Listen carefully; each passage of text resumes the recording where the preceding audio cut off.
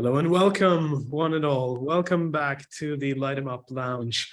It's Wednesday, time for our weekly live show, time for another enlightening and inspiring conversation with a true gentleman and one of the icons of the cigar world. It is a privilege, as always, to welcome you and to have you join us, whether it's here through the lounge, all our regulars, our friends, our family here with the Light 'em Up community, or all of you folks joining us over on Facebook. As always, your input, your questions, your feedback is greatly appreciated. So please make yourselves heard. If you have any questions for our very special guest tonight, then please put the questions underneath the live stream into the comments, and I'll happily forward them and bring them to the conversation here. So without further ado, time to welcome Luciano Meirelles from Luciano Cigars here with us at the lounge.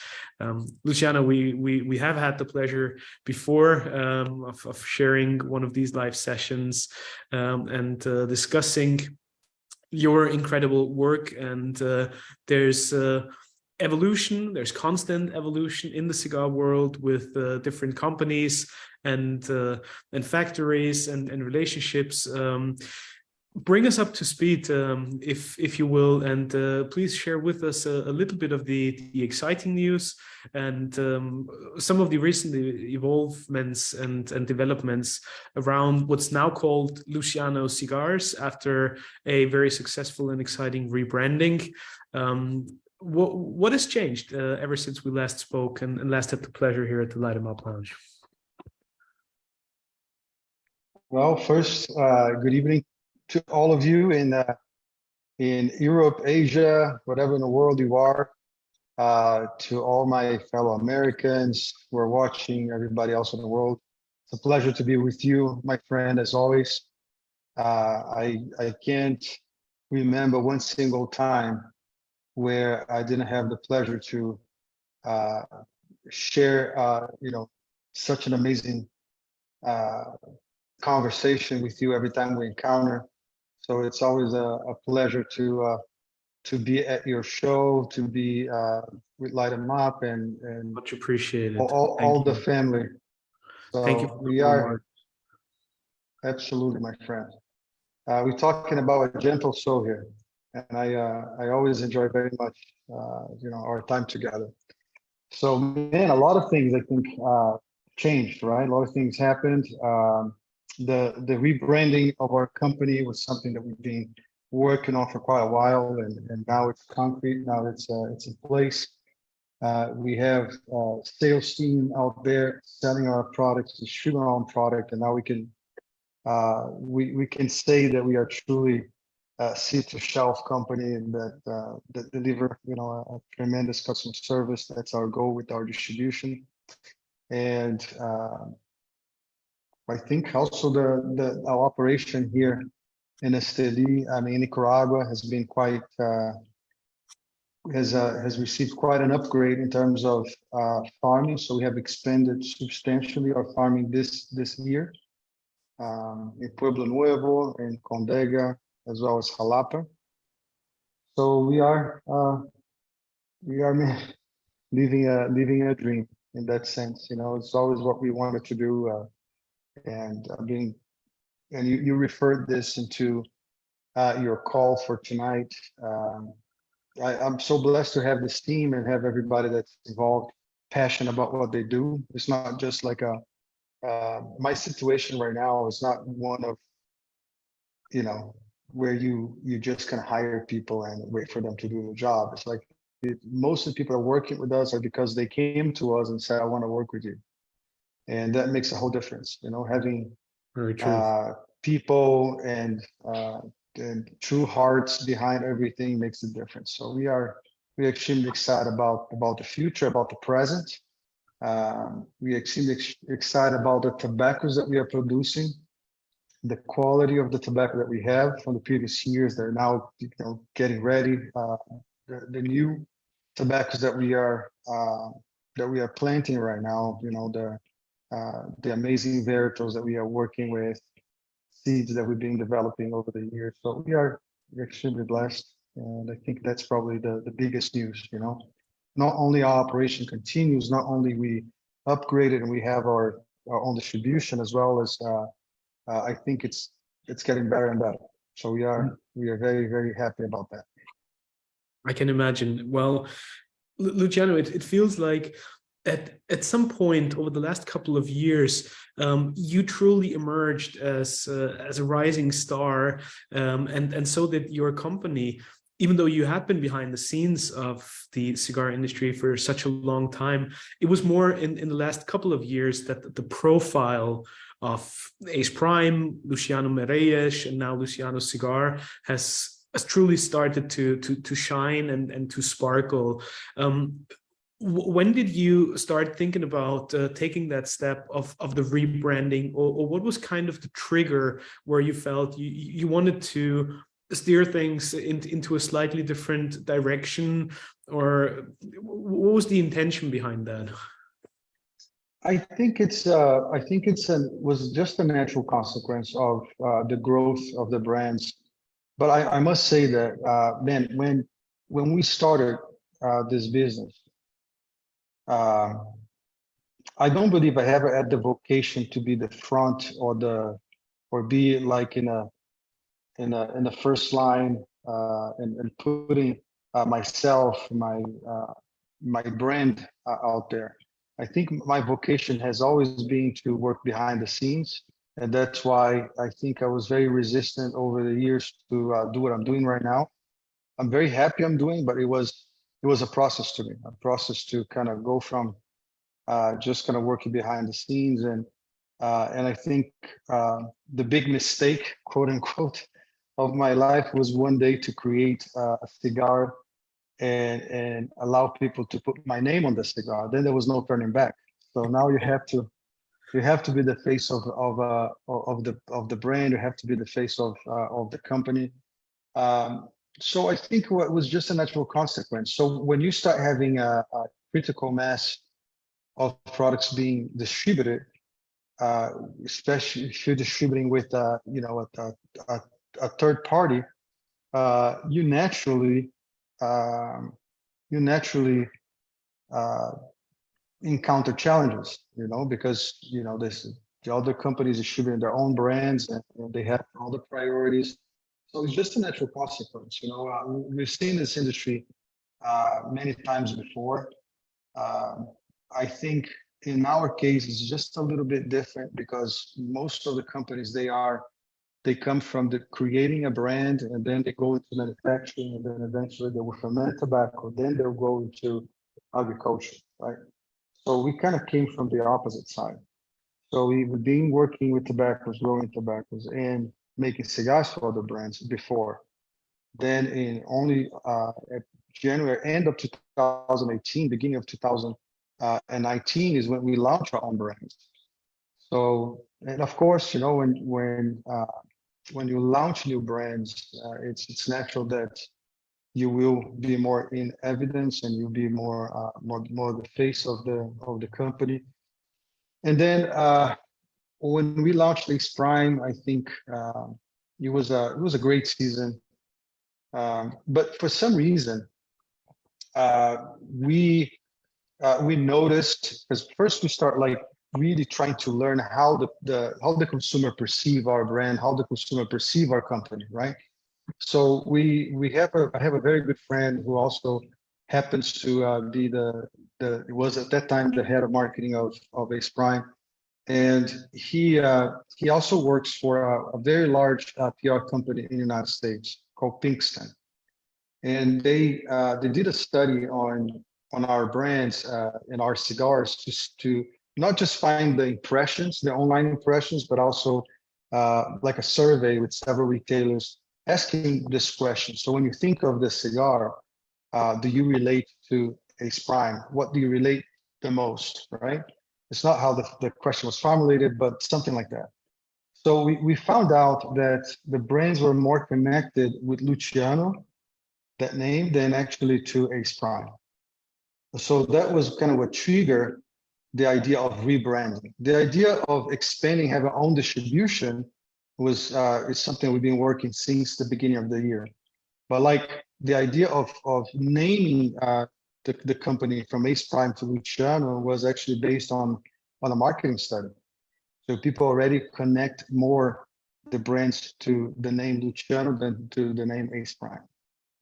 Do you think that is specifically, or at least more pronounced in the cigar industry? I mean, in general, I believe no matter which industry you're in, people love stories and people always want to connect on a personal level with what's behind the product, whether it's the dream of the creator, of the founder, the story and the history that evolves around the product and the legacy of it. But the cigar industry in particular feels, to me at least, that it's even more important to have that one person that people can look up to, or at least want to be connected with and want to understand what's behind it, what's the inspiration, what is the dream.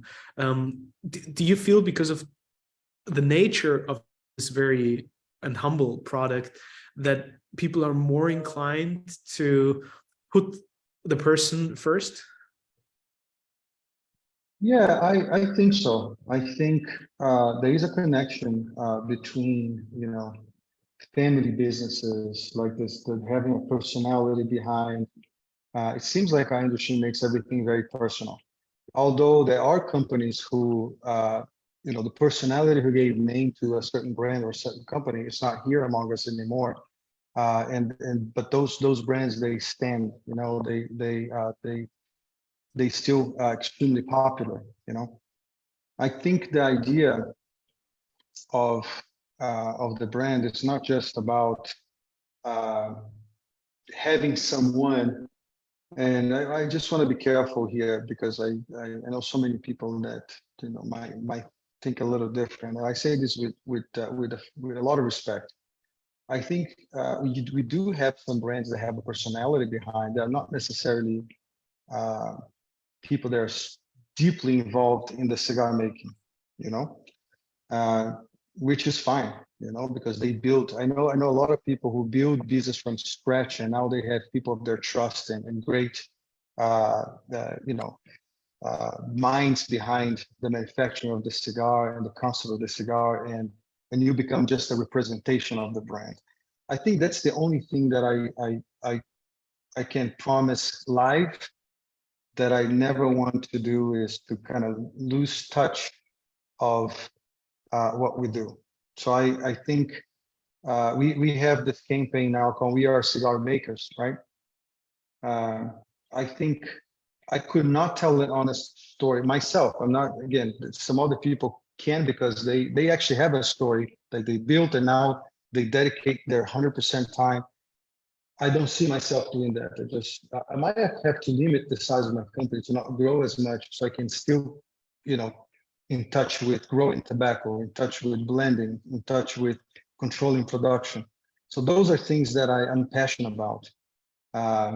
And I'm in this business because I love to do these things, As much as I love to interact with the consumer as well. I love to interact with stores, retailers, but I love it too much to stop doing one day. So I think answer your question is, I think there are different cases, right? Different situations. I think I don't want to ever become just a personality behind a brand.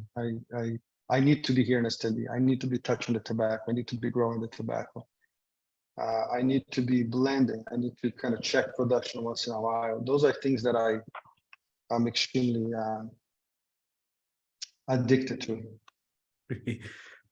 You mentioned a very interesting point, and that was also what I had in mind. There's pros and cons to a more personal connection, right? It can also put you in a challenging spot. I mean, as you know, my background in the hospitality industry, there, for example, if you open your own restaurant or your own bar and people associate that place with you as the owner, you're going to be married to your business for the rest of your life, and people will always expect you to be there. And the question is, what comes after? Of course, it's wonderful to have that deep connection with the person in charge, and hear the inspiration and everything that's behind it from the man or the woman themselves. But there's challenges to that as well, right? Mhm. Yeah, no, absolutely. You're right. There's always the compromising.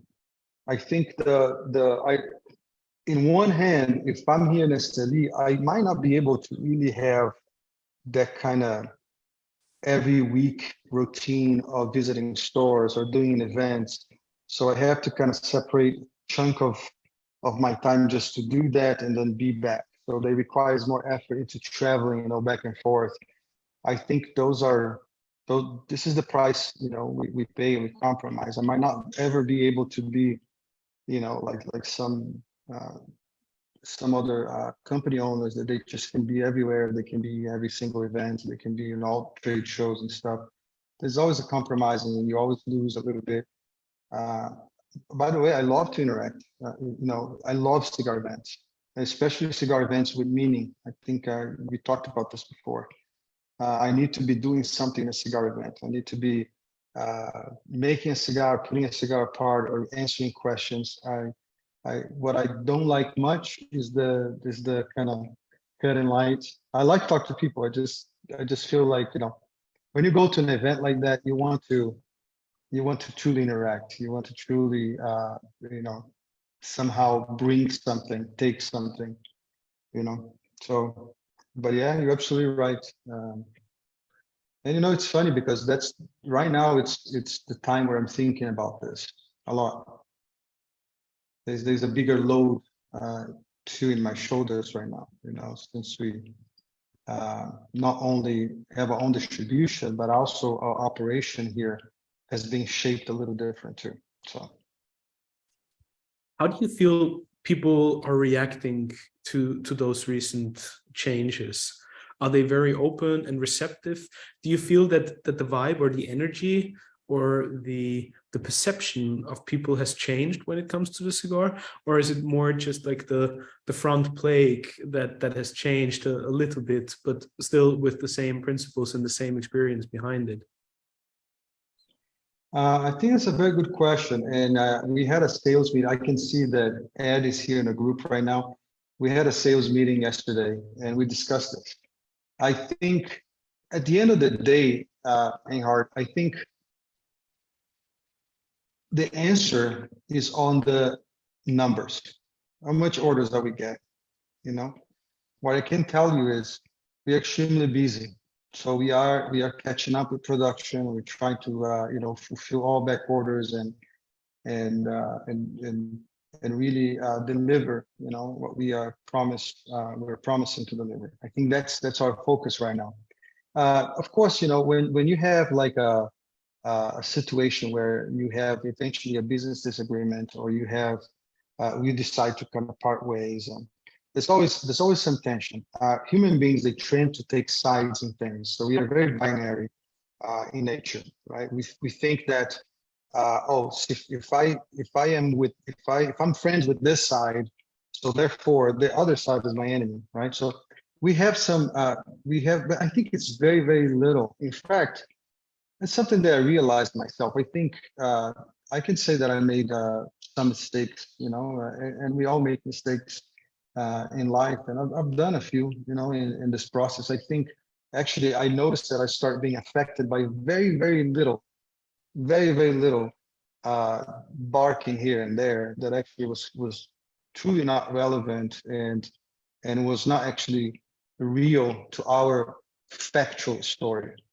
So there's a lot of sometimes you get a little bit of the noise here and there, and I noticed that I was myself reverberating that noise when I shouldn't even be paying attention to. So I think I've learned a little bit with that mistake, and I noticed, especially in the past month, that man, I mean, it's so much good vibe. There's so many good expectations. There's so many good things happening. Is the factory expansion? Is the farming expansion? Is the amount of orders we're getting? This amazing team that we have working with? Is this amazing COO that's working with us? It's all the departments that are being working so smooth and so well. So I mean, I'm just glad I can't complain. So why I'm freaking looking to this Chihuahua, barking in the corner, you know. So we just decided to really move on and do what we know how to do it and fulfill our time with what really matters. And you know, just in the past 2 weeks, brother, I have amazing stories that I can't wait to share when I go to the retailers and talk to people. I just shared one yesterday. I would love to share with you. Do you know when you find out that people are truly in love with what they do and they are committed to your company and to you? It's hard, you know, it's not easy. But God gave me this blessing, you know, especially this weekend when we had a situation with our pylons, because there was a little bit of difficulties right now in Esteli with labor, you know, like labor for specifically for pylons. There was a lot of migration into United States. A lot of people left. And one day, we never had issues with labor at the factory. But one day I saw myself last week with, you know, just 7 guys working where I should have at least 15 guys working and flipping the pylons and preparing the tobacco. And then I was like just overwhelmed to see how people just to stay a little longer and kind of do their job. They're working really, really hard. And during this transition, I decided to keep paying the salary for some employees that actually were not even working yet, because we are moving to this bigger facility. So we had to kind of have like a week of 2 weeks actually of moving, and so I was just paying their salary. They're not working. Those guys, they basically show up in the last 2 weekends to work, and I had to insist to pay. They basically wanted to come and help and support because they believe in what we do. They just said, no, man, they said, Marvin, one of the guys told me, like, Luciano, you're doing like so much. You're like, you know, we want to help. We want to be there for you. We know you don't have labor, so we'll come in the weekend. And I had to force him to to receive his salary, you know, like say, hey, man, you worked, I mean, I have to pay you. But that's the level of commitment. And when that happened, it might sound simple, but for me, it was like, man, those guys are really with me. They are not just here because of the money. They're not just here because they, you know, they don't have anything else. There's a lot of offers out there, but those 7 guys, they are with me. And that feeling was so gratifying, knowing that, you know, there are people that you can count on, that can be there for you. So that was actually a just refreshing for my soul, you know, just to see their willingness to kind of, you know, step up and work and believe in what we do. And I think this is in the entire chain right now. It's from my associates, my partners on the farming, to the factory level, to packaging, to, you know, sales team, to our team in West Palm Beach. Like we have, I think in every step of the way, every part of the process, we have commitment. We have people that are excited, that are enthusiastic. So I think the future is good and very, very promising.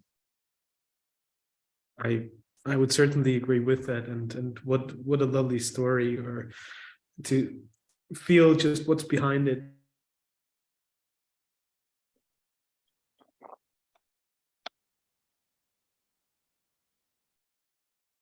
Am I the only one that just lost Reinhard? Yeah, I think he's not there. That's a little odd. Yeah, I think there We're was a also connection hearing issue. All of us did.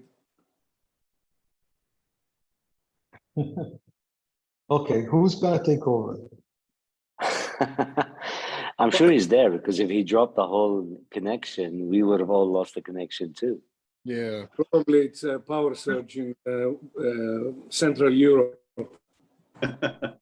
Go on, Ryan. You're Yeah. a co-host. It's a pretty good. yeah. It's a pretty, Oh, we did. yeah, Ryan, you've done interviews before. I do a lot of those. Yes, yes, yes. And the pleasure of having you with the maestro. I mean, honestly, how are you, sir? Hey, my friend, how are you? Now I see you. How are you doing? I'm good. I'm good. I'm good. I'm good. Hey, are you He's- telling me I'm What- short? what What's time- going on? You can't see me because. Hey, Reinhard in the back. Now I can see you. How is in Dubai? Dubai is great. When are you coming to visit? We can't wait to host you. Well, I promise I'll visit you on the first semester of 2023. I have already I love that. That sounds great. That some sounds things great. to schedule around. Excellent. Excellent. You know what we can do? We can meet in Spain for some of your phenomenal wine, and then we can fly into Dubai together. Perfect. Yeah, I would love to host you there. I would love to host you there. Maybe- And by maybe the way, happy- I have something funny to tell you. The other day, Tell me. my daughter was watching this new Netflix show, very shallow, but quite interesting because I've never been to Dubai before, and you can see a little bit of the scenery through Dubai the Bling. Netflix show. Yeah. I don't believe that It was, show is #2 on Netflix worldwide. It's insane. And isn't that crazy? Yeah. I mean, it's scripted, obviously, but it's exactly what you just said. It shows a lot of beautiful scenery out of the city. It does. It's beautiful. Yeah. Yeah. It looked I like got we cut have off. our host back. Sorry. Many thanks for jumping on there. There's nothing better than a dramatic freeze every now and then when modern technology just decides to give up. And I'm there for you, buddy. I know it's wonderful to have our family together here, and I know you all have our back, have my back, even if I freeze in the middle of asking a dramatic question. Anyways, Luciano, I don't know how much of me rambling on before I froze you could still hear, or if parts of my question came across, but I was very grateful for the story that you shared earlier, and the positive energy that I can feel through that. I also fully understand that you must have gone through some challenging times recently with some of the more controversial aspects of how things went back and forth or how certain things were communicated. I at least believe that probably there was a bit of confusion for a lot of people in the industry, and for a long time nobody really knew what was going on. And then obviously that's something that media outlets jump on, and as we all know, only bad news is good news, and then probably things heat up a little more than necessary. I don't know if this is something you want to comment on, or if you want to share some light on how you felt about these controversial aspects there. But as we have discussed on and off the show, I firmly believe that the cigar industry, in particular, is such an incredible ecosystem of tremendous women and men, ladies and gentlemen, who treat each other with respect, and we're all brought together by this magical and mythical, humble, handcrafted product that isn't about the smoking experience, but more about connecting people and showing us the importance, especially in today's day and age, of being together, being united, being unified by a shared passion and love for wonderful experiences. And I think we can all testament to the wonderful encounters that we've had in this industry and with people who enjoy and appreciate cigars. And so that spark of hope and that ray of light that is always the quintessential core of the cigar world, I think that's something we should never forget, and that we particularly should remember in such challenging moments. Yeah, absolutely, man. So you asked if I want to make any comments, right? I think my response is two things. I think the first one is time is like fire and gold. If you wanna really see what is gold and what is not gold, just fire up, you know. And if you're still there, time will basically separate, you know, the other metals from gold. I think that's what I believe it's already happening. You know, it's where you stand. It's the values you have. It's the recognition. I think there was, and you said that really well. Like the media, I would say it's not media's fault. It's of humanity. So we love the gossip. We love the bad news. We just get way too much attracted to stories, you know, like that, where in fights, and that's why people go to see fights. They want to see which side's going to win and who's going to prevail.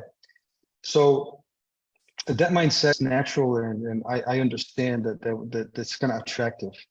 What I can tell you, and that's my, I can tell you, it's a very, I'm saying this with a lot of emphasis.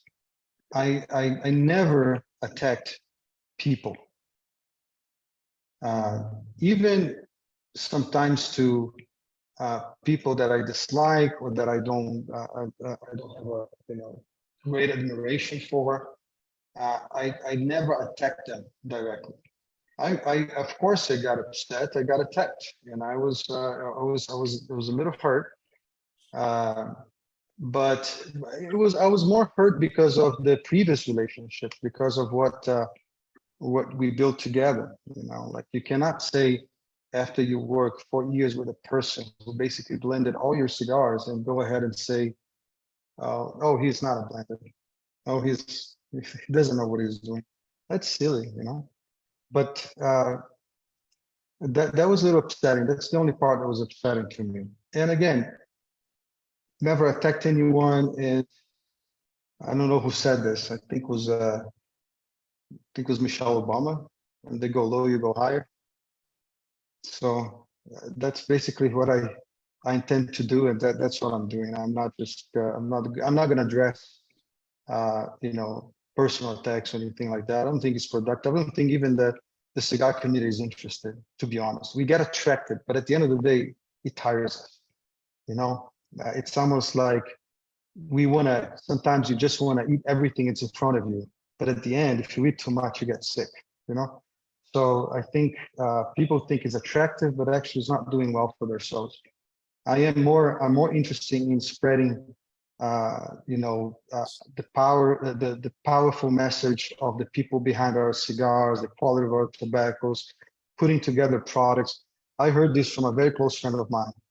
He said, Luciano, the best way for you to send a message is put a goddamn good cigar out there. Make sure your key stores are well served. Make sure you get good products that people smoke. Then those are undeniable facts that people cannot say a thing, you know. I can say proudly, because of the team I have, not because of me, that we have very good products out there. We have put some good stuff out there. I'm smoking now the batch. This is the first. I even put a ring on it. This is the first batch of the Dreamer from this, you know, made in the new facility, and it's smoking delicious, you know, and the tobacco is getting better and better. I think we're going to put out tremendous products next year. Those are things that I'm excited to talk about, and forget this other agenda, because that agenda is not mine. You know, we have always said, and I firmly believe in that, Light 'em Up is a place of positivity and of great people coming together, sharing the love and appreciation for the cigar world and wonderful things beyond. And so certainly we're not the ones to focus on negativity. washing any dirty laundry whatsoever. Again, what I said earlier, I firmly believe that it was probably a bit of uncertainty or a lack of information that got most people, they're calling it excited, but what made them question certain things or come up with comments in all different directions, and thus I'm curious, and maybe you can elaborate a little bit on that. On an operational level, what are the things that have changed there, or which of the aspects remain firmly in place, or where did you have to make adjustments in regards to the tobacco growing operations, on a factory level when it comes to the manufacturing of the cigars? Because probably a lot of people did not really understand where was the evolution happening, or where did the change happen. Was it just on the distribution level? Was it something on the factory level?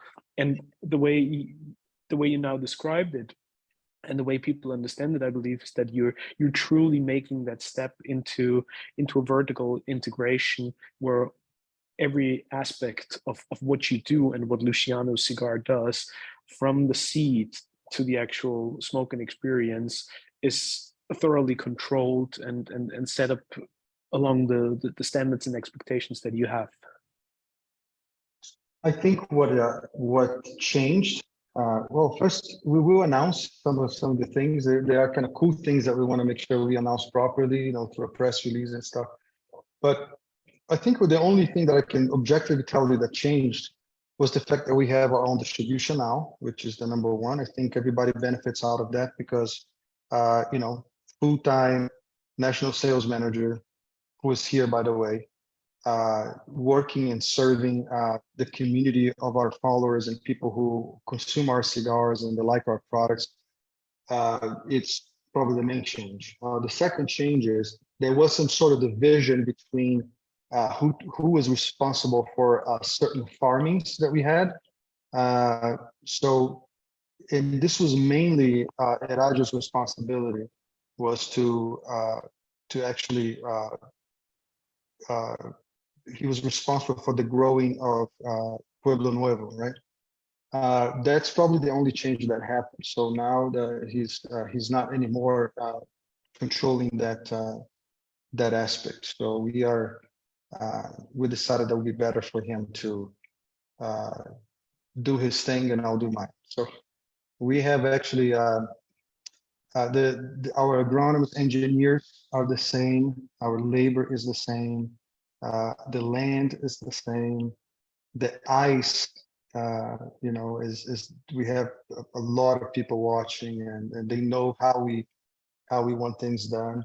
So I would say that for the consumer or even for the community, there aren't any substantial changes, just expansion. So what we have is Pueblo Nuevo, for example, where we have about 12 acres, now it's 18 acres. What we call is actually 15 months summers. It's about 18 acres. And in Jalapa, there used to be 7, it's 11. So in Condega, there used to be 4, now it's 22. So we just expanded around the surroundings where we already established. So we just kind of grow to different plots of area that are nearby the existing farms. I think that's probably the main change, because for us here, also tobacco is a business. Which I told you before, we've been supplying tobacco for other companies even before I have the brands out there. So I have several companies that I can name a few that buy tobacco from us, medium-sized companies, even bigger companies. We have agreements with some very large manufacturers that kind of buy some of our tobacco, or we trade off some tobaccos. Anyways, that's probably the only thing. I think the only substantial change again is the distribution, because now I believe people experience a little more of touch and contact with our brands, because we're just going to be distributing things that are under our portfolio, including ATL. I think ATL it's something new that I was actually missing here. ATL Cigars is this amazing company that was created by Leroy, Janelle, and Peter. They created this company out of Atlanta, and they are actually a case in this industry. I think I don't know any company that achieved what they achieved in just one area. They started, I think, with 10 accounts or something like that. And this guys in less than 3 years, they got into 100 and I don't know, at 170, 150, something like that. Just in the Atlanta, Georgia, Alabama area, just like concentrated in such a difficult market, you know. They have done this tremendous job. And, you know, I think it's been like 2 years that we've been manufacturing 2 of their blends, Magic and Black. I think Black was more recent. I think it was a year. And they made the other 2 cigars before with Araganosa and one with someone else I can't remember right now. So now they're all being manufactured by our factory, and also we are distributing for ATL under Luciano Cigars portfolio. So I think this is interesting news. Those cigars are coming out extremely good. Last year, I think they achieved a lot of recognition with the Magic by you know, very good ratings, very good reviews on that cigar. And then the Black. So I think it's very promising, you know. And also Peter, who is one of the partners of ATL, also a very successful executive for a large blue chip company. He's retiring from the company, and he's now our COO. He's the guy who's basically responsible for our entire operation. So we got a very good asset there, you know, working for us. You mentioned the expansion of the tobacco growing operations. Now that must tremendously impact the operations on the factory level as well. And over the past couple of years, we have learned how challenging it is to retain excellent workforce. And in particular, lots of people from Nicaragua tried to make their way probably to the United States, or there was challenges for all of the factories to keep their employees and their skilled rollers. Have you experienced similar things, and how do you deal with that on a factory operational level? I think on the factory, actually my experience is the opposite, especially because this happens exactly during this transition for us. What I see is faithful employees that have been working with us for 5-7 years. They're just kind of sticking with us. And on the farming, it's a challenge. There's a lot of farmers that are leaving, but I think that we do have a reputation that precedes us in that sense. So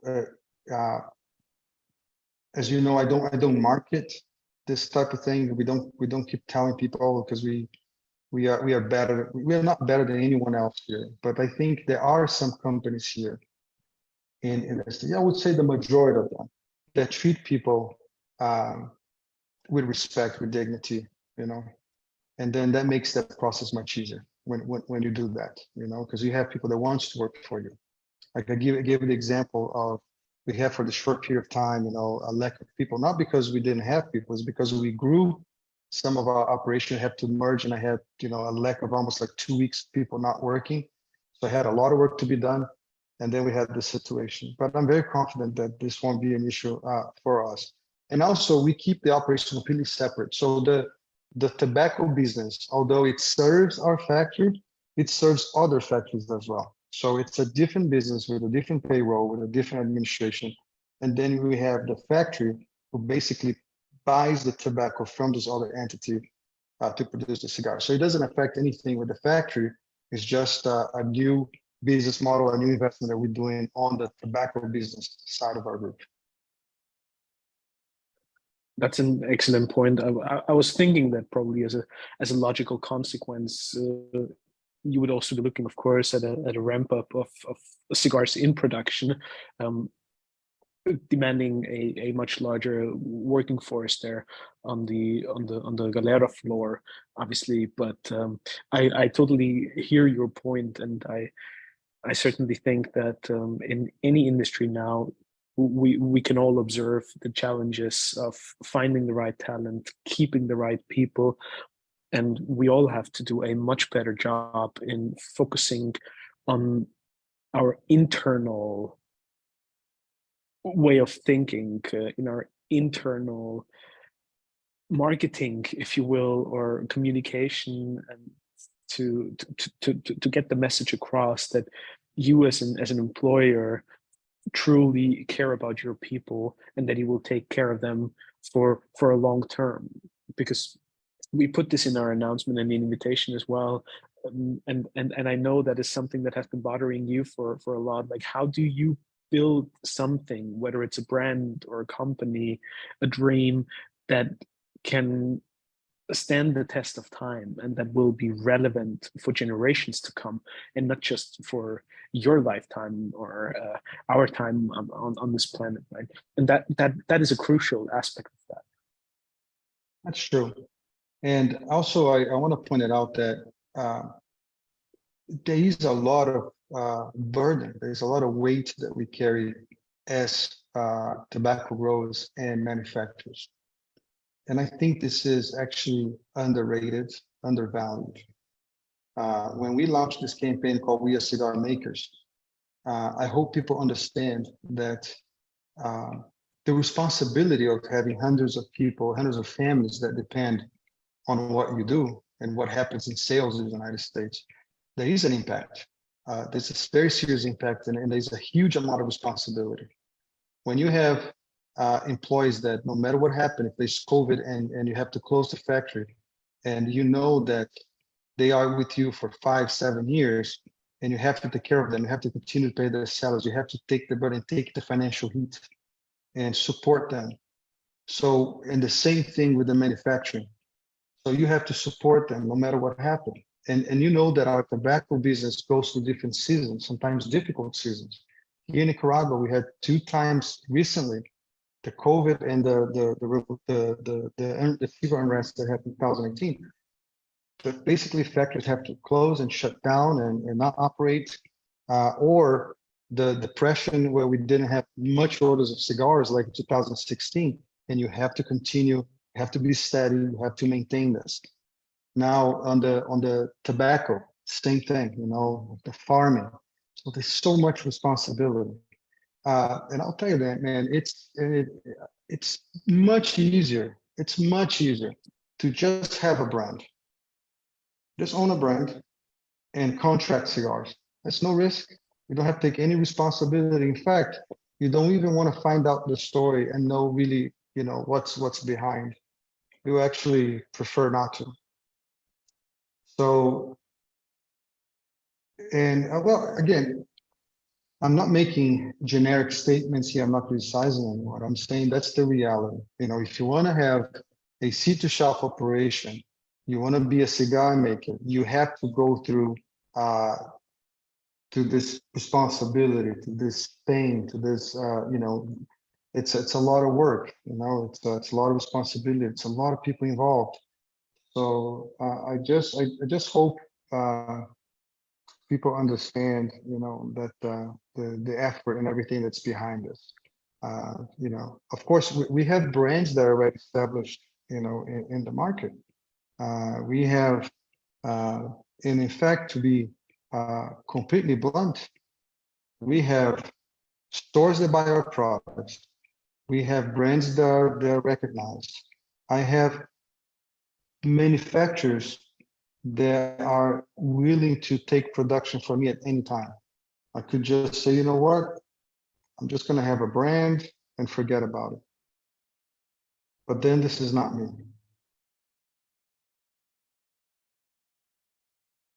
I guess I froze them. Not at all. We're good there. I was just Okay. yeah, thinking about your words and So contemplating on what you had shared. yeah, like, you know, and we're talking about a full responsibility of going and not just, but selecting, fermenting, getting to the right point of fermentation, blending, take the responsibility for the blend that sometimes will make a lot of people happy, sometimes will not work. So there's so many variants in this process. And I think so many great manufacturers went through a lot of this process, like the Fuente family, the the Perdomo, I don't know, you can name a ton of companies, Ernesto Carrillo, all these guys. Again, you go and visit Ernesto's factory. Man, that guy is there all the time. He's basically selecting every single leaf of tobacco that he puts in his cigar.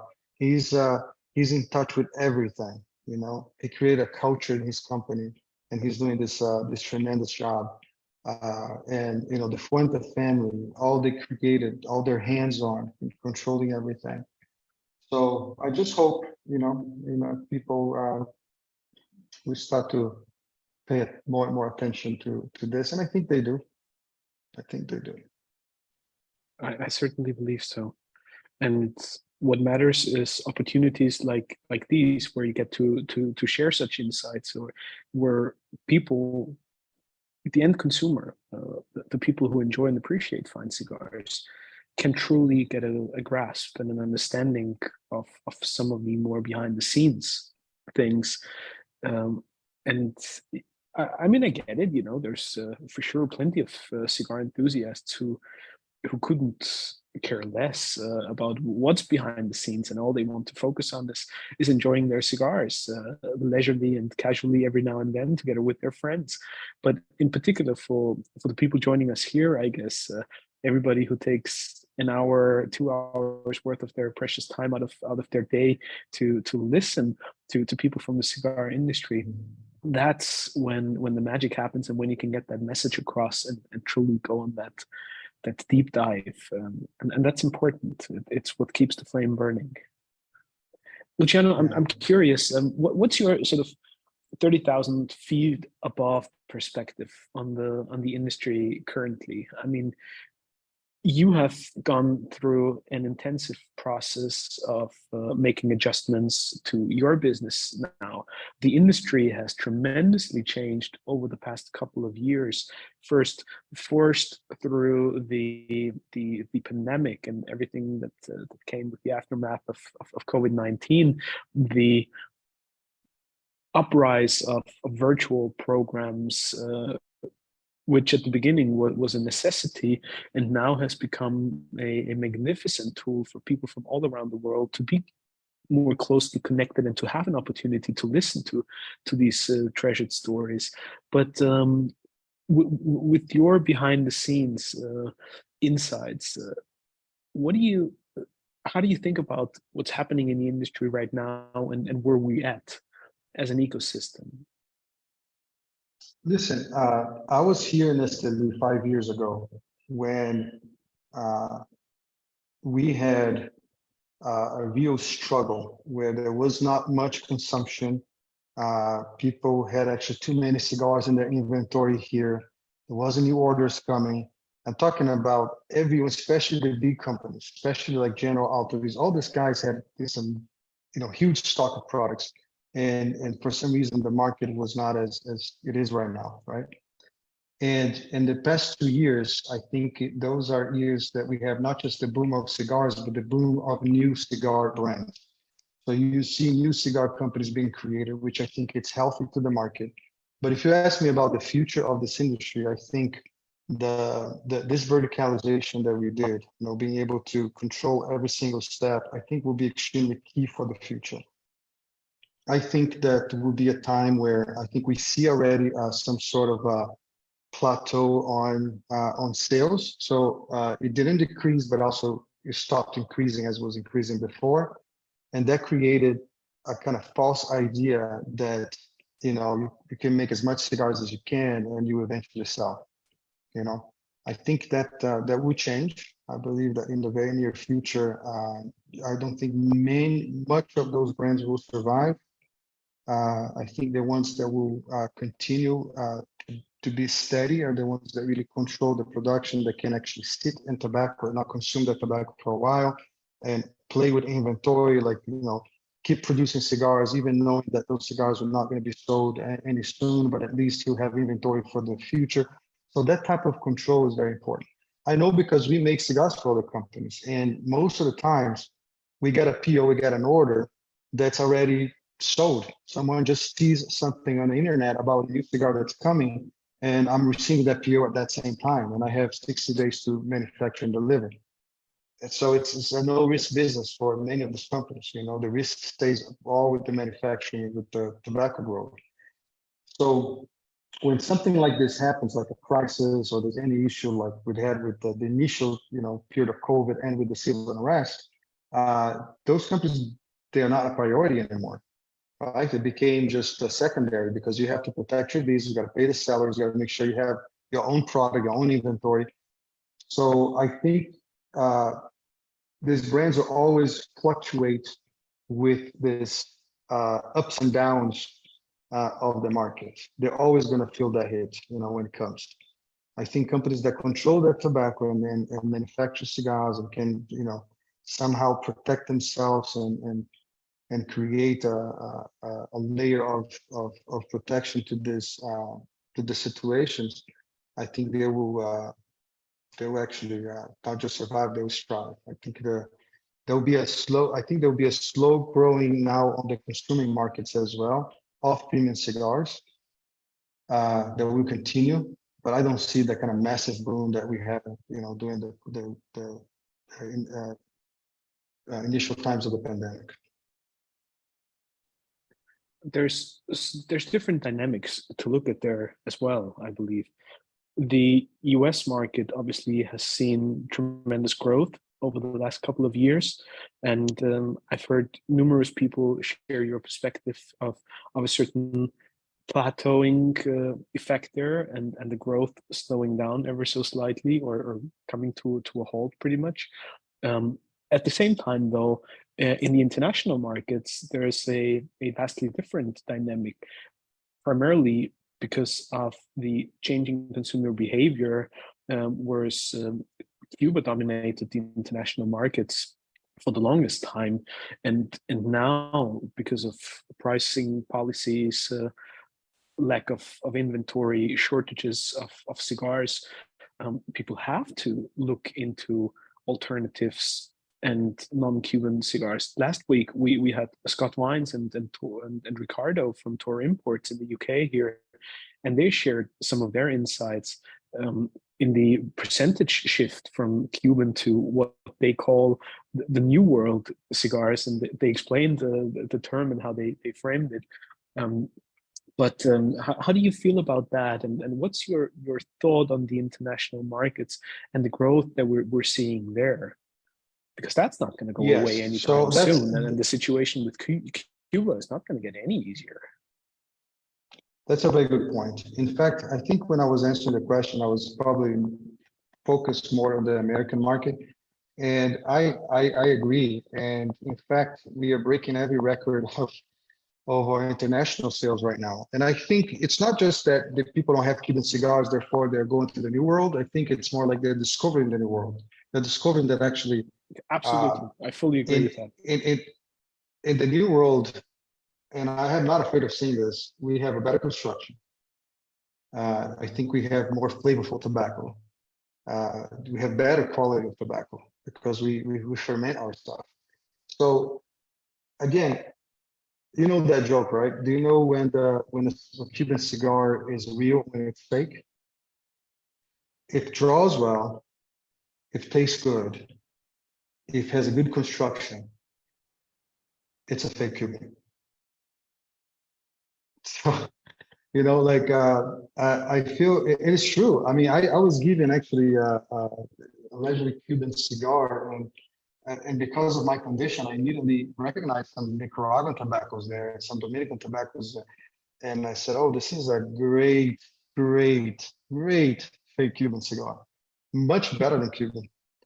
I mean, it's not a rule, of course. I'm not criticizing. I think the Cuban tobacco is one of the most complex, salty, salivating tobaccos that's out there. But the reality is that demand is controlling that market, right? So there has this huge demand, and Cuba is this island, which has a very small portion of that island that where you can grow tobacco.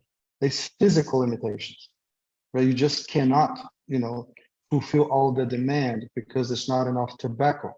And if you run different cycles in the same land, that land gets tired. And if you wanted to speed up the process, you have to cut corners. You have to kind of, warm up that tobacco and kind of ferment it very quickly, or just sell it unfermented. That's why most of the Cuban cigars that goes to Europe right now, you have to wait maybe sometimes a couple of years to smoke them, and they will taste good. But that's the reality. The reality is that there is a huge demand that cannot be fulfilled. What do you do in this situation? It's great for them. They increase the prices, because there's more demand. They can do that. They're still going to sell 100% of their production. But for the consumer, it's very unfortunate. And I'm glad that this is kind of creating the opportunity for the New World cigars. And now they're discovering that there are better cigars out there. And I hope, and I'm sure you will actually, one day we're going to start smoking again. Those Cuban cigars from the early 2000s, 1990s, because it was amazing, and also because it is a real discovery. It is a real discovery. If you think about from a scientific perspective, Arsenio Ramos was this master of fermentation, right? He knows everything about fermentation, and he said once the reason why I moved into Nicaragua was because in Cuba we have basically the same soil, right? So you have like a area where you have maybe a slightly difference in altitude, You have in the Pina, the Rio, the Volta Riba, the Volta Bajo.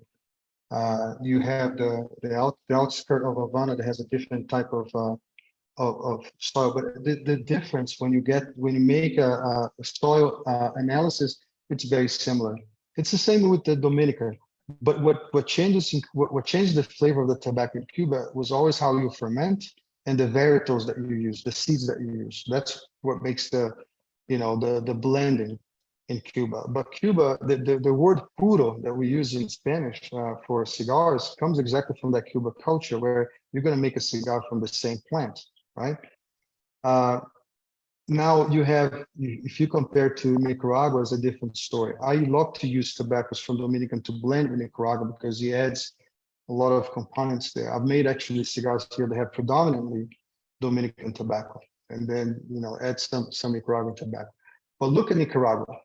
You have by the lake level or by the Ometepe Island, that sulfur, that saltiness, and you have you are even below the sea level at the lake level. So you have a soil of a country that's surrounded by mountains everywhere. And when it rains here, which rains 4 months of the year heavily, all those minerals from the mountains are washed into valley where Managua is by the lake, and you have that kind of rich soil of Ometepe. Now, if you go to Esteli, it's 3,000 feet above that. It's a completely different soil. It's as if you were like in a different planet, different country. It's 3,000 feet higher. Now you have a soil that's full of magnesium, where you can age the tobacco for longer. You have more acidity. You have more strength in the same country. And that's one thing here in Nicaragua that's different than Dominican. Here, you don't have a lot of seed varietals. For fillers, the seeds are almost the same. Everybody now is using the Criollo 2012. There was a time was the Corojo 98 or Criollo 98, then Corojo 99. But it's like 3-4 different seeds. What makes the difference in the taste profile is the soil here. So now you have Esteli, who is higher. So when you go to Condega, which is another interesting topic, actually, everybody says, oh, this cigar has Esteli tobacco. But the question is Esteli from where? So if you're in the city of Esteli, on the right side of the road and the left side of the road, the soils are kind of similar. But as you go out of the city, just kind of 5 kilometers, it drops 500 meters. Another 5 kilometers, you have the Cucamonga, they call it the mountains of Cucamonga. So you go down just 10 kilometers. Now you are 1,000 feet lower than Esteli. It's a completely different soil. But some growers call that tobacco Esteli because that's how people are calling for many years. But even in Esteli, there are differences between soils within the outskirts of the city of Esteli. And then just 15 minutes from that point, you have Condega. And Condega, it's another 500 feet lower. And you have a completely different soil, because now it starts to get a little more deeper and you have more mountains next to the area, until you get to the Valley of Jalapa, who is as low as Managua, a little actually higher than Managua, but as low as Managua. Then you have the trench of mountains of Honduras right there at the border. And that soil has a lot of sand. So it's a very thin blacktop soil. And the leaves, they have a different texture. They have a different density. They have extremely high acidity. They have this capacity of in the combustion to provoke this feeling of sweetness. But there's actually less sugar than Esteli, but it feels like it's sweeter than Esteli because of the mineral composition. So in one country, you have all this variety of soils, and that's what makes the Nicaraguan cigar so special, because it's very easy to make a complex Nicaraguan puro because of these differences of soil that we have. Plus we bring all the other tobaccos. We bring the Peruvian here, we bring the Dominican here, we bring Costa Rica. So we have more tools at our disposal. Now what it's hard is that Dominica is buying so much Nicaraguan tobacco that some producers prefer to export, because they can export for a little higher price than actually sell to the local market. That's causing sometimes shortage if you don't control your tobacco. And that's another point too. You're always going to depend on someone else willing to sell to you. And that's why it's important to have a growing operation, because the growing operation gives you leverage to trade into tobaccos that you don't grow or that you don't have, and so forth. Luciano, this is fascinating what you're sharing, and wonderful insights to get a much better understanding of the diversity and complexity of purely the raw materials, even if you're only looking at STD. A couple of questions that came to mind. First of all, it felt like at a certain point there were more experiments with different seed varietals that have become popular in other countries of origin, making their way into Nicaragua, whether that was broadleaf or you mentioned even other seed varietals that you're playing with. Do you see more of that now, or do you feel like it's probably a trend that will fade, and ultimately people will rather focus on that selected few, primarily Habano seed varietals that you mentioned? That's a good question. I think, like I said, in countries like Dominica, preserving the seed and bringing in new varietals is extremely important for complexity.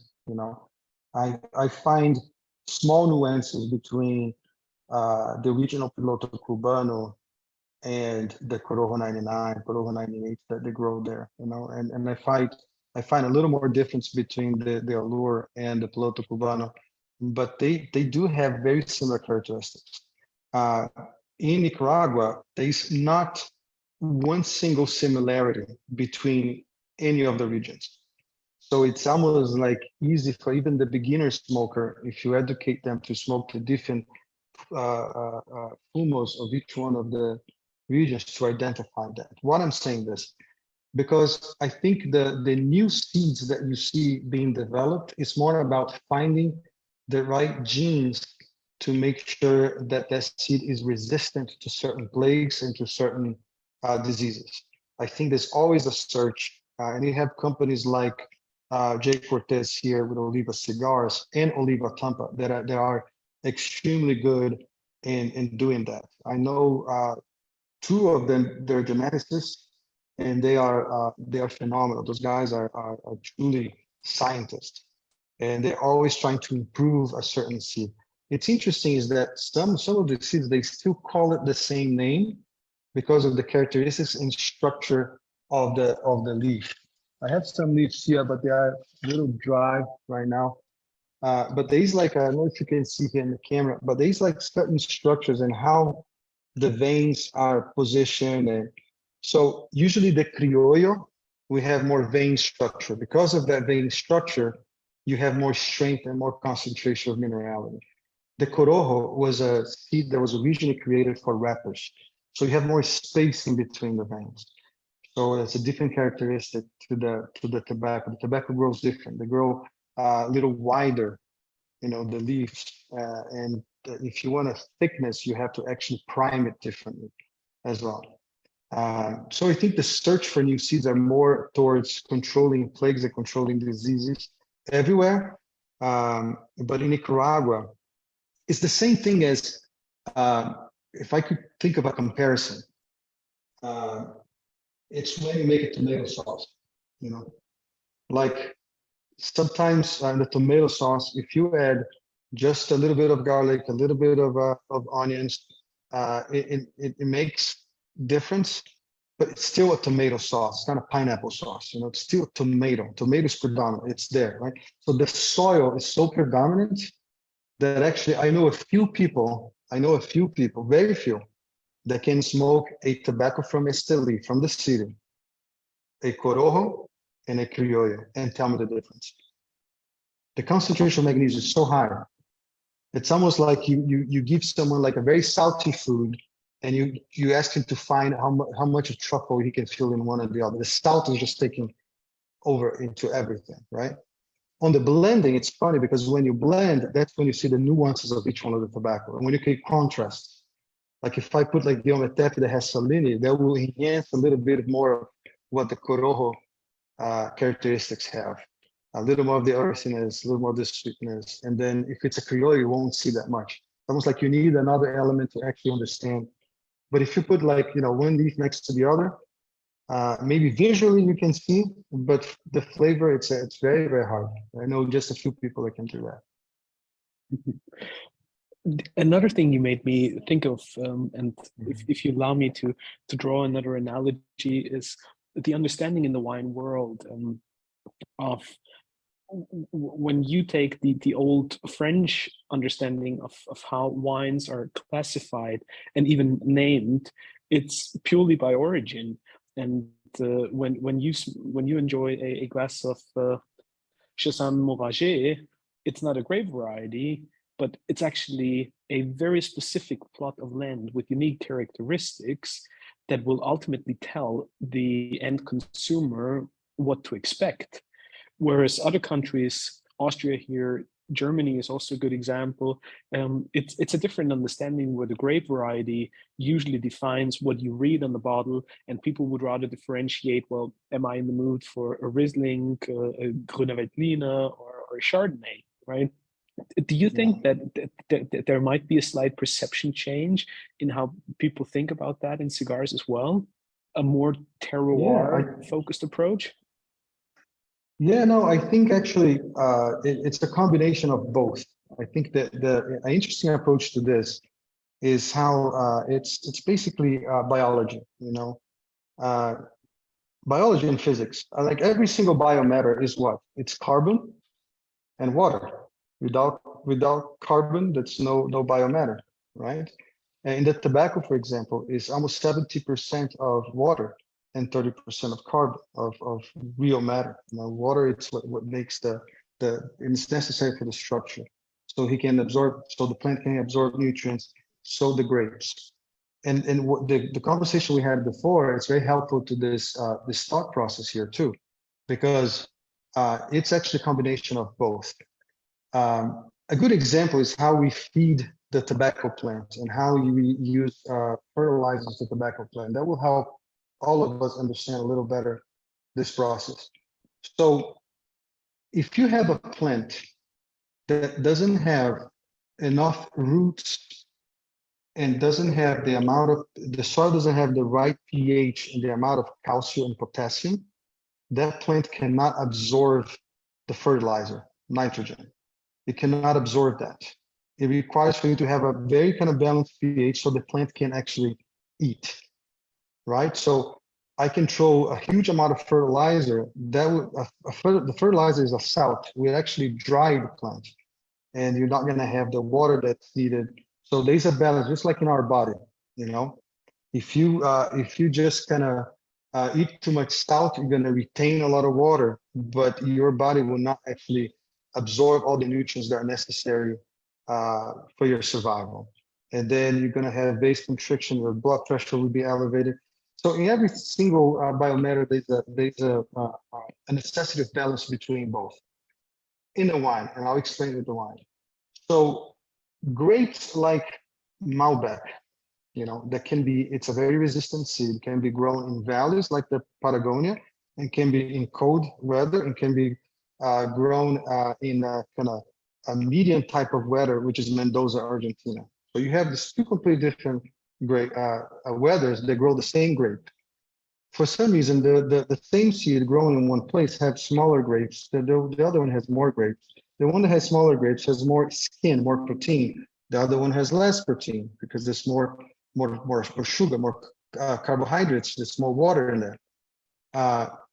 They still gonna be connected because that varietal, it's very predominant. It's more predominant. Now, if you compare a Pinot Noir grown in Oregon with a Pinot Noir grown in Bourgogne, France, it's like, man, but it's the same seed. Yeah, but guess what? That soil in Bourgogne has this amount of sun that receives every day. That's the right angle. The inclination of the mountain has this perfect amount of water that actually creates this perfect soil. So now the soil plays a much higher role into controlling the acidity of that Pinot that has a lower acidity than actually Oregon that has more high acidity, and the soil determines the outcome. So sometimes the seed will be more predominant. Sometimes the carbon will be more predominant, and the minerals that comes with water from the soil will be more predominant in that taste profile. So there isn't a right answer. I mean, there isn't a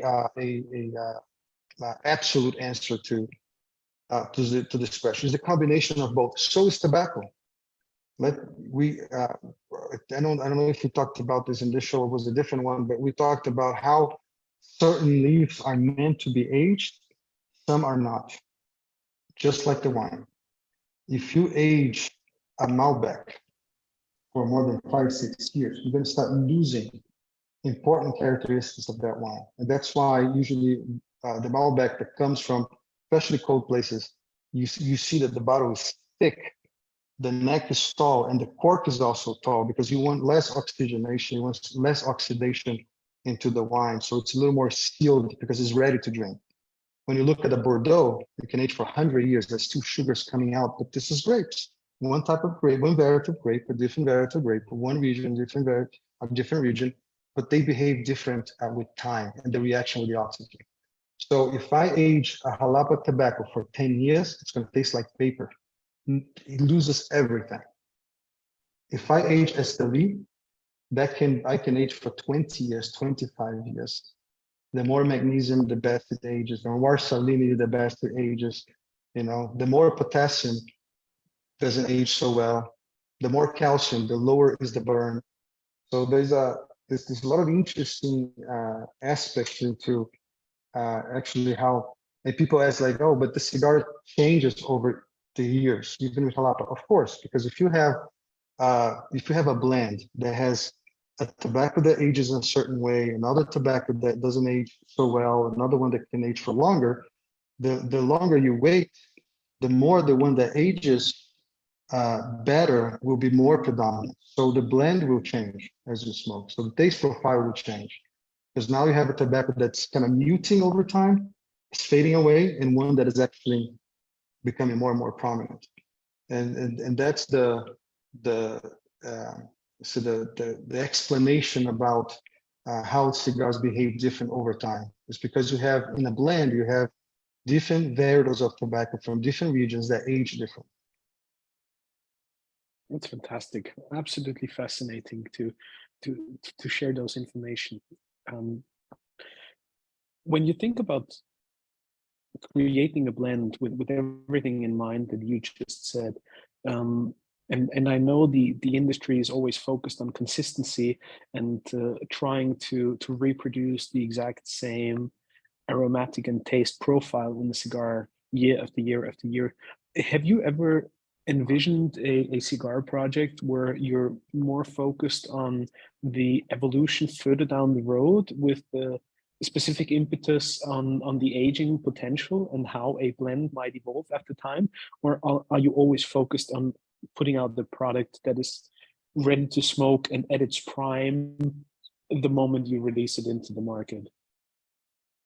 Yeah, that's a good one. I think maybe a few people will be able to kind of imagine how a certain blend will behave over the years. I think there is this, I do have in the back of my head, so it seems like this is going to become something else in the future, but we have to make cigars for ready to smoke, for the consumers now. And of course, it's always in the back of our head, like, oh man, I think if this is going to become more predominant, this will actually taste a little different, but would be interesting to try this like a couple years from now, or even like 3 months from now. I have a story, and Ed, who's watching here, he knows exactly what happened with the Maria Lucia when we launched. I made the Maria Lucia about 3 months before the trade show, and I had 7,000 cigars made. When I started smoking that cigar, the amount of change in that cigar in just 3 months was like crazy. Said it's losing its purpose. The taste profile is different. It's not what I want. So I have to kind of stop and get those 7,000 cigars and put in the humidor and start from scratch again, just because the behavior. Fiat Lux was the same thing. Fiat Lux, we changed the blend actually. I think maybe a week before our deadline to be able to really bring samples to the trade show to present to the public. So that's why with blending, the idea was always to give some time to see how the tobacco will behave. If you see that the tobacco starts very kind of bold in strength and flavor, and then the drop in strength is too quick, so most likely that cigar will start losing that taste profile that you intend to create. So it's a dance. It's actually the part of the business that I'm most fascinated by. It's how to create those reactions. Macy, chime in. Thank you. That was a quick transition. First of all, for all you asking, I will smoke a 9x90 on camera, but you have to pay me money. No one gets to watch for free. That's the anyway. And you'll have to pay me because otherwise I'd much rather do a lot of other things on camera than smoke a 9x90. So it's going to have to be good money. Luciano, what a pleasure. You are what a fascinating guy. I need to get your NBA pick. I'm the guy that always wants to know your NBA gambling picks. I heard you're the basketball savant as well as wine and tobacco. It's a great pleasure to talk to you. Your career, I just think you're an incredibly fascinating guy.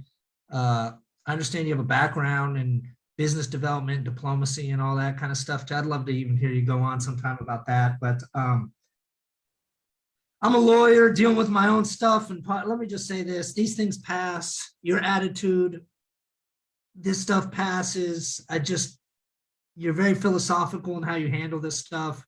Love the name Fiat Lux, by the way, also Philip. But so just keep on doing. All this stuff passes, and I just want to give you best wishes and tell you I'm going through similar stuff in my own life. Just got a huge ruling in my favor right before this started. So it too shall pass, and just keep making good cigars. That is wisdom. Thank you, brother. Appreciate it. Everyone who watches this knows my dream is actually to grow Colombian tobacco. And I have to ask you this because of your immense knowledge. Do you have any opinion? Is that a pipe dream? Do you think good tobacco can be grown in Colombia? There are certain areas by the coast I think would be best. We don't have to do you have any thoughts on that? To be honest, Macy, I'm not familiar with. I think I had a Colombia tobacco maybe 5 years ago. Someone brought it. It was not fully fermented, very little, so you could not actually age to try. I would love to try. I had actually a tobacco that was sent to me a couple of years ago, and I even brought to TP. I don't know if Ed remembers tobacco from Pakistan. That was very interesting tobacco. I was extremely attracted to that tobacco. I tried Indian tobacco as well.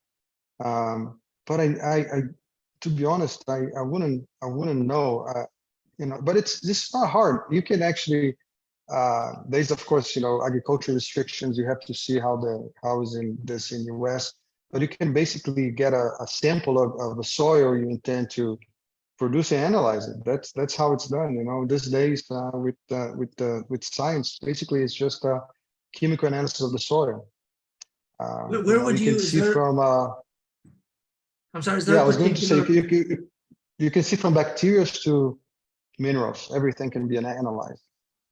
where would you, if you were to have this done, is there, I mean, would you provide, is there a particular play? I don't know that. Is there like a gold standard You know in the what? industry, or there are many?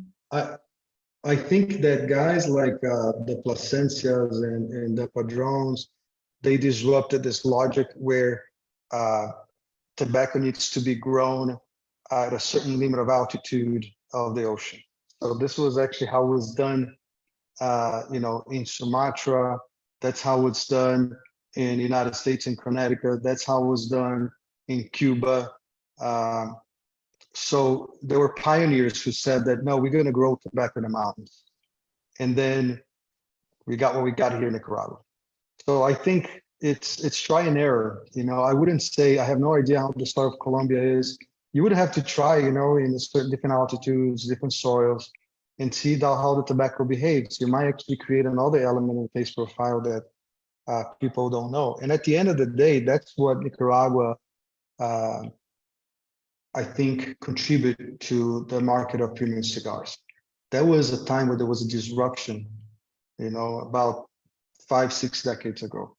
But people didn't know this taste profile. In fact, I think even our consumer market learned how to appreciate this taste profile. I remember even just like in my time, my times of youth, when I started smoking cigars when I was 18 years old, I don't believe there was any really cigars with the characteristics of cigars that I smoke today, in terms of concentration of nicotine, of concentrations of magnesium, and this boldness. This is something new. If you look into the past 600 years of the existence of cigars, like this is new. It's a disruptive new taste profile. And I think maybe one day people will discover a new one, maybe in Colombia, maybe in Japan, who knows? So I think I really admire people who have the courage to try. And when you look at the legacy of the Placencias here, I'm talking about a guy who came with nothing and decided to kind of drive north to Honduras and get close to Jalapa, and he invented that thing.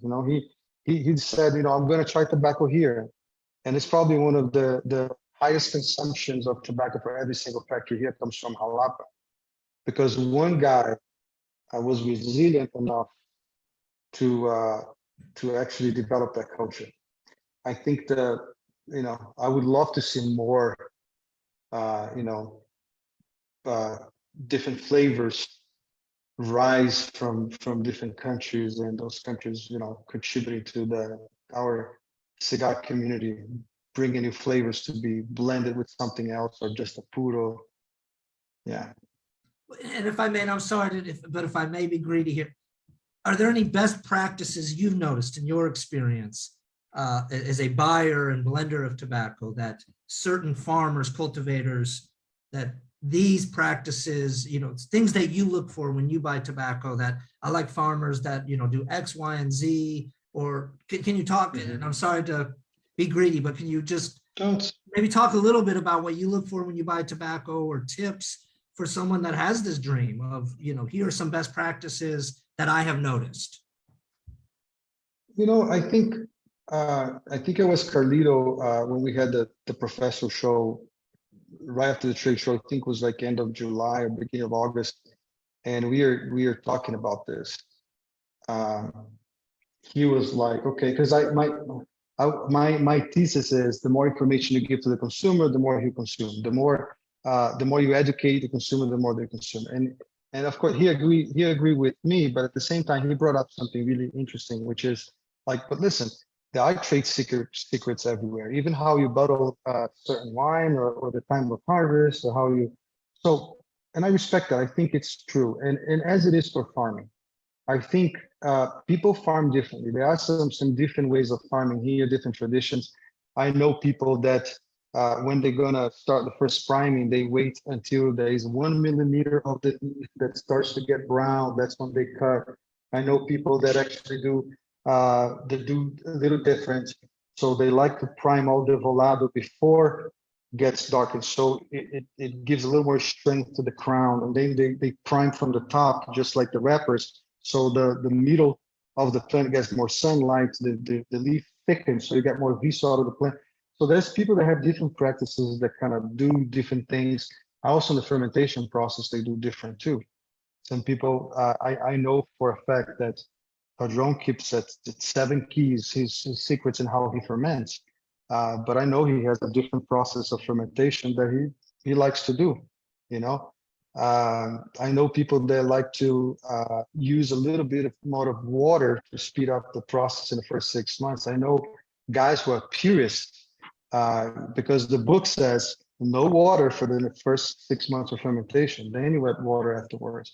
So again, I think there are still some secrets that will continue or certain peculiarities of each grower, the way they like to ferment, the way they like to grow, how they prime, how they harvest. So yeah, I wouldn't, I can't dare to say this is the right way, this is the wrong way. I can tell you by my experience, I've learned from this a guy called Saulo Hernandez, who is a agronomist engineer. He developed a very interesting system here. He's been working with some other growers as well. So that guy, when I start working with him, he helped me get 25 quintales per manzana, which will be somewhere around 2,500 pounds of tobacco per 0.8 hectares. That's exactly the kind of approximate, actually not exactly quantity of tobacco. I jumped from 2,500 to 4,000 because of some techniques that he applied, using less fertilizers, using less chemicals, just by preparing the soil. And instead of just preparing the soil a few weeks before, work the soil months before to oxygenate that soil, to really make sure that the plant can eat the nutrients that you provided to the plant. So those are interesting things that I think people will do more and more, and that will be kind of required, especially I have already countries like Brazil that require what they call the Anvisa license, which you have to kind of hire a company to do a chemical analysis of your how much of fertilizers you have, how much pesticides you use. So if it's too much pesticides in a cigar, they won't approve it. So I think inevitably maybe we might get to that point, and then people have to pay more attention, and they have to use a little less types of pesticides, use a little less of fertilizers, and to obtain a better result too. So I think everybody has their own techniques. Sorry if I don't have like a pragmatic answer here. That was a great end. If I may just say, I think we are beginning to just scratch the surface on understanding the role that fungi, bacteria, in that environment plays within the soil.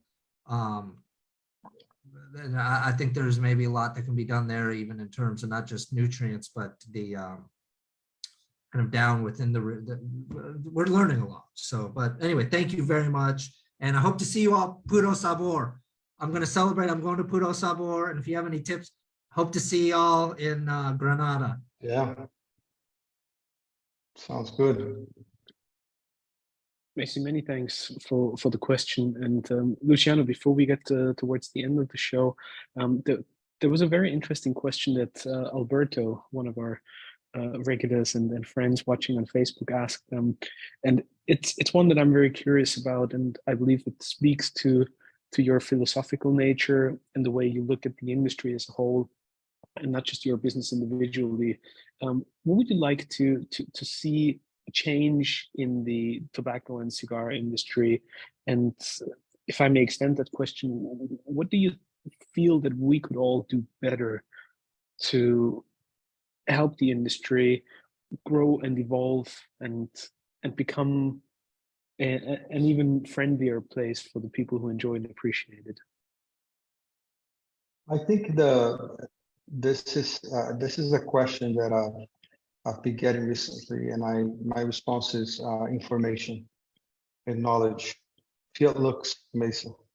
It's knowledge, it's light. I think I have said this before here. The wine consumption increase in the past 20 years is a good example of how providing information is important for increasing consumption and the right information. Now, everybody that drinks their wine, they brag about the region they're drinking from, the grapes, they like the blends, they like, but they only have that information because that information was provided by the manufacturer of that wine. And I think it's a responsibility for all manufacturers to provide as much information as possible. Now it's it's another interesting contrast that probably differentiates brand owners from cigar makers, because some of the information is just not available for brand owners, and they sometimes are not even interested. It's more about the fiction story behind, right? Which is okay. Like you get inspired by something, you create a brand that's creative, it sells. This is part of the culture too, so I'm not criticizing. But my point is, I've seen in the opposite side, in the other hand, people just repeating and repeating over and over things that are just not accurate. They're just not actually real, you know? Talking about certain tobaccos, making some kind of absolute statements and things. And then sometimes one specific media channel has a little more audience, so the other ones start repeating the same thing. And then when you see there's a whole community saying the same thing.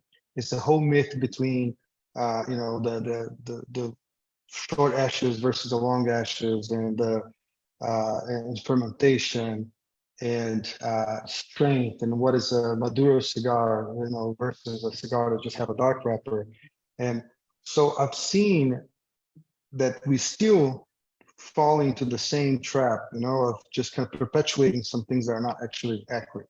So what I wish for the industry is that people have more knowledge, and I think this will benefit everybody, from the consumer to the tobacco grower. The more information is provided, the more things are disclosed, the more things are transparent, the more this market will grow. And I think the more people will become part of this community. Excellent statement there. Absolutely.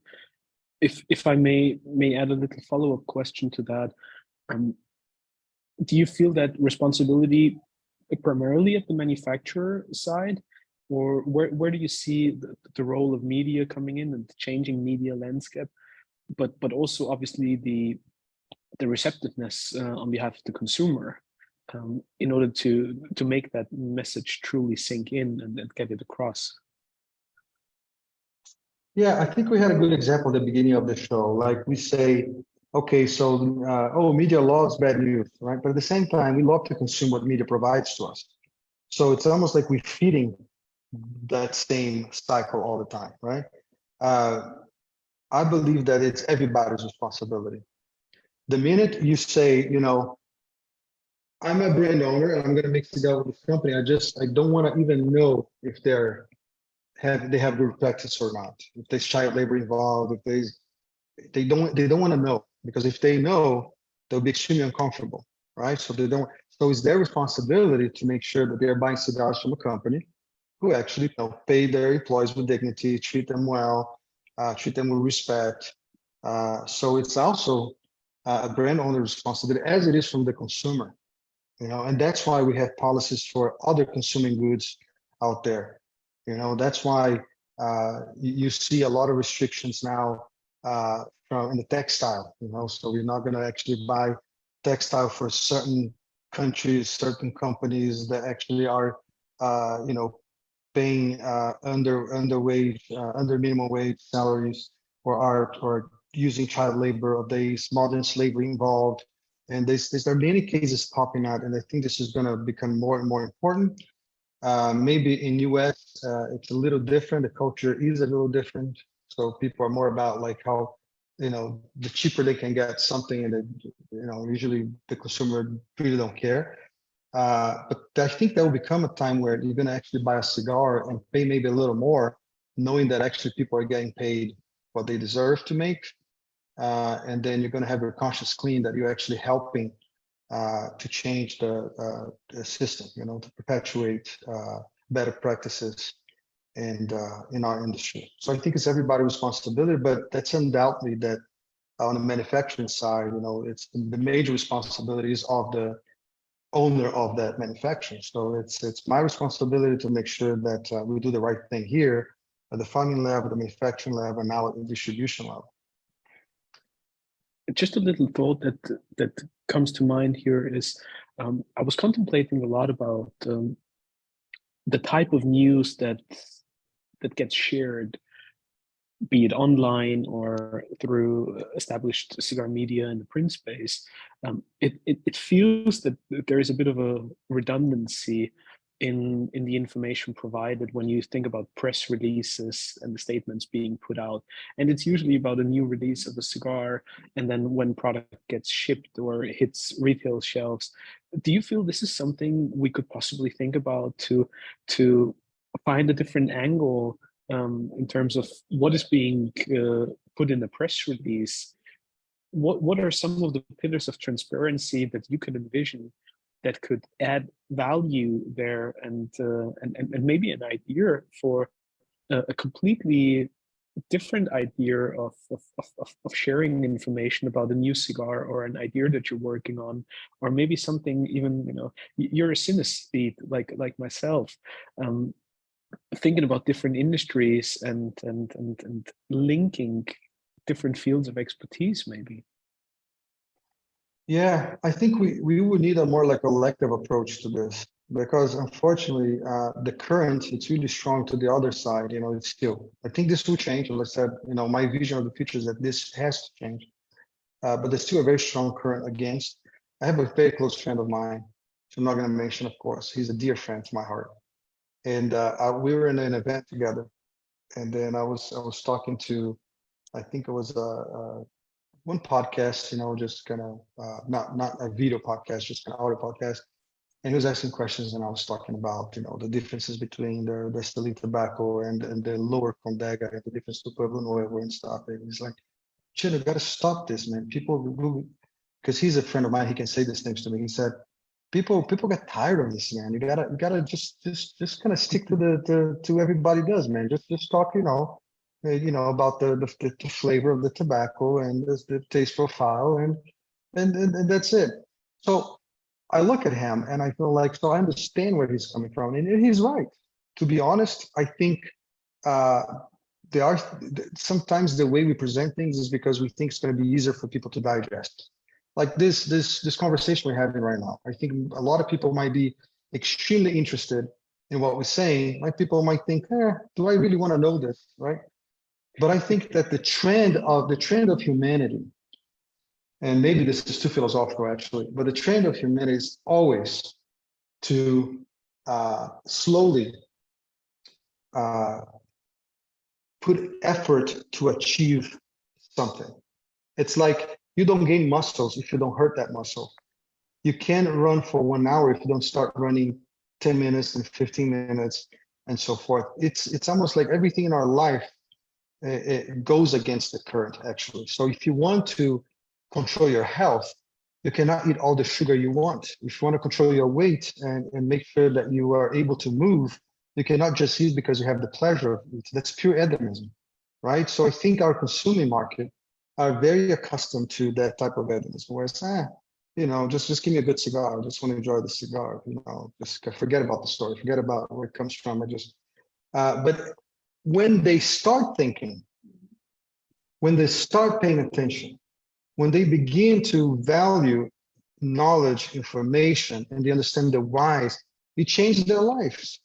In every single field of human knowledge and in any experience in life, when you put effort into something, there is a reward. And I think maybe the payout takes a little longer, but that's what gives me confidence with what we do with Luciano Cigars right now. We had some challenges now where we are starting to ship products. There's the back orders, there are a couple things we are kind of working with. But actually, people that are following us, that smoke our cigars, they are waiting. So we have kind of faithful clients waiting for that product. Why? Because they actually listen, they learn the story, they understand what's coming from, they understand why we do the way we do certain things.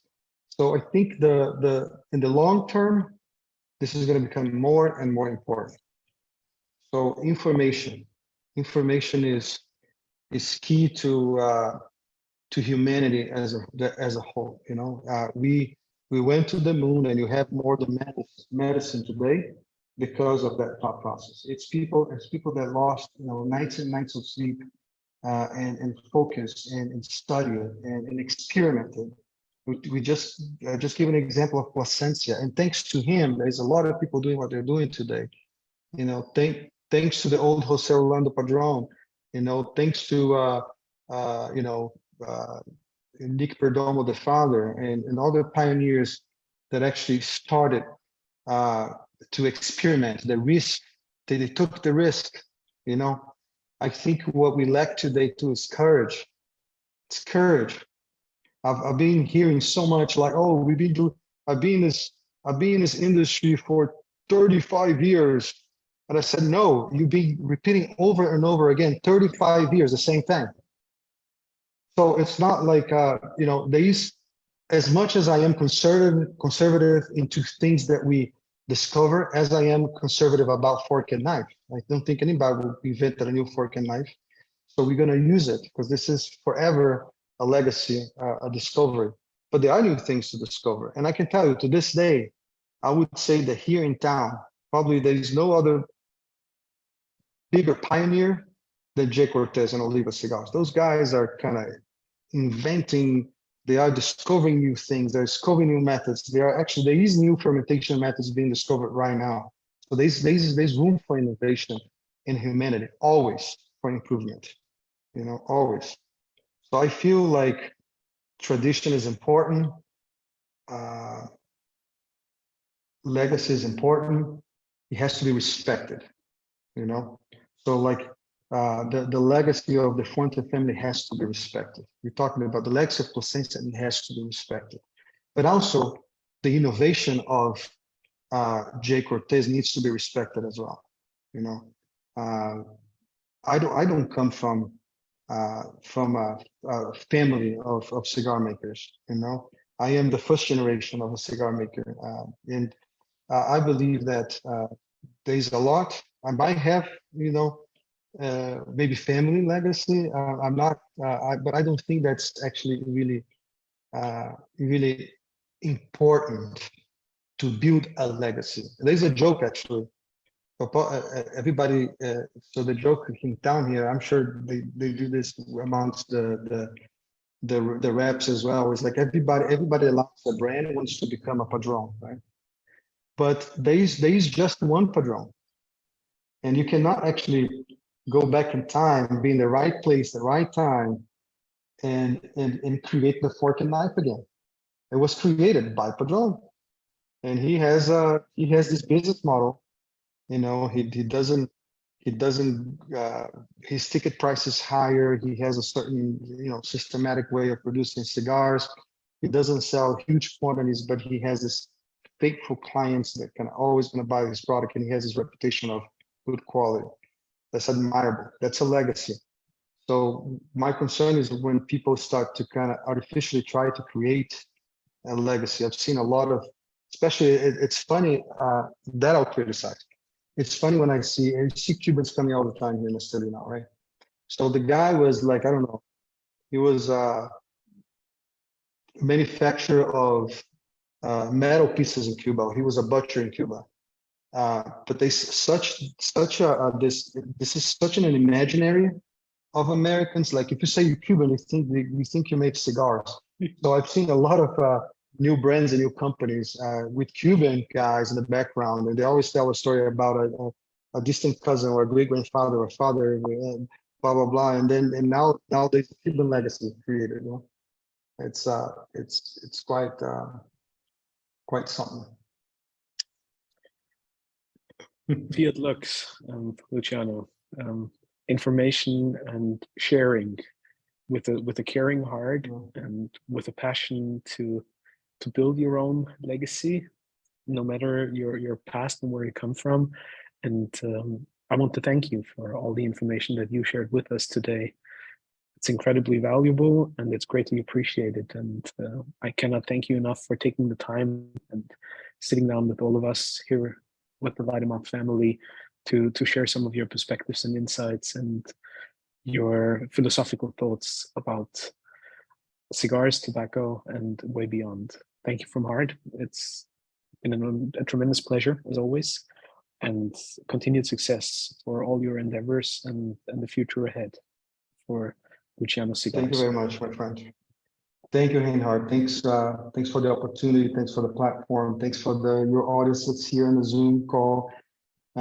Thank you very much for being such a gentle gentleman, gentle show.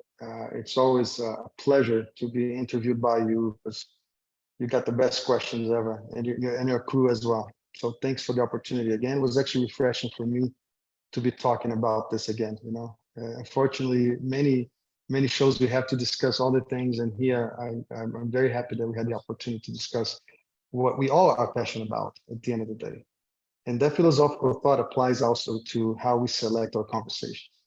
You know, sometimes Very true.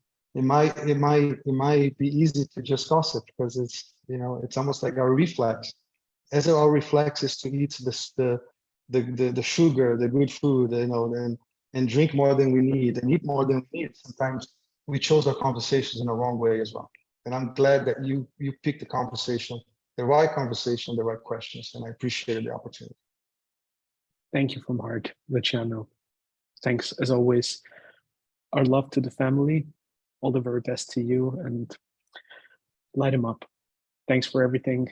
Thanks everybody for today's show and being part of it. We'll see you next week. We'll see you next Wednesday here at the Light 'em Up Lounge. Our love to you all. Many thanks. Thank you. Thanks. My pleasure. Thank you.